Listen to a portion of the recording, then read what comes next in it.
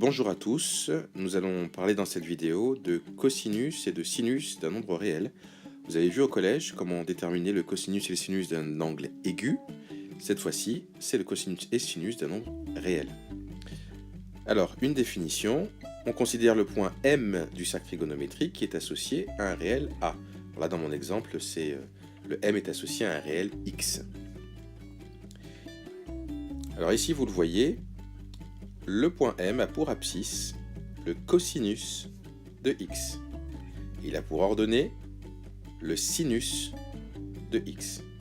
Et vous constatez que le x, c'est précisément la mesure de l'angle ici en radians. Donc, le cosinus de cet angle, c'est l'abscisse du point M, et le sinus de cet angle, c'est l'ordonnée du point M. Donc voilà déjà les premières choses qu'il faut savoir. Considérons maintenant quelques propriétés qu'il vous faut aussi connaître. Alors ça, c'est une propriété qui est proche de celle que vous avez déjà vue au collège. C'est la même en fait. C'est que ce soit le cosinus ou le sinus, les deux sont compris entre -1 et 1. C'est ça qu'on voit écrit ici. Et puis deuxième chose, le cosinus de a plus 2 c'est égal à cosinus de a. Vous vous rappelez, ça correspond au tour que je fais, c'est-à-dire que si je prends un point qui est associé, alors je vais vous remontrer le principe. Là, j'ai x, m est associé à x.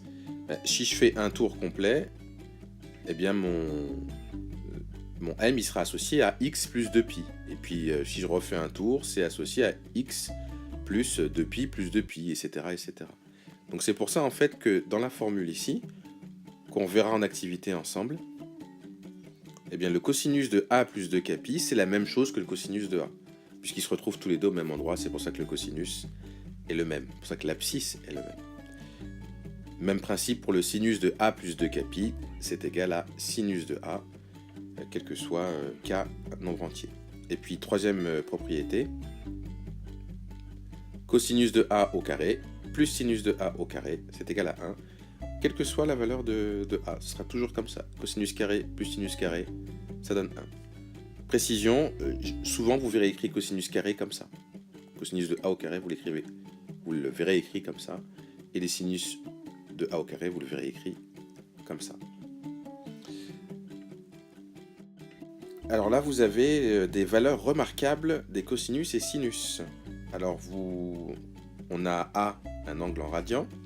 Et le cosinus de 0, c'est 1. Le sinus de 0, c'est 0.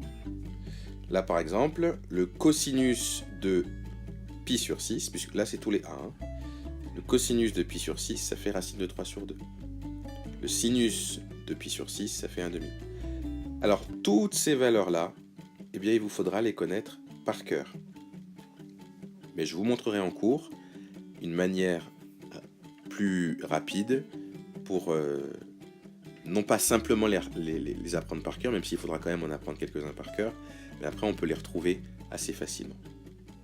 Alors en fait, il y a plusieurs nombres qu'on peut retrouver ici, sur ce cercle trigonométrique, avec quelques équivalences. Donc vous voyez là par exemple, pi sur 6, ça correspond à un angle de 30 degrés. Son cosinus, puisque c'est l'abscisse, c'est racine de 3 sur 2. Et son sinus, puisque c'est l'ordonnée, ça fait 1/2. Et puis ainsi de suite pour plusieurs points. Donc vous pouvez aussi vous servir de ça si vous voulez apprendre ou faire les liens entre les angles et puis les cosinus et les sinus de ces angles-là, ou des angles en radian. Voilà.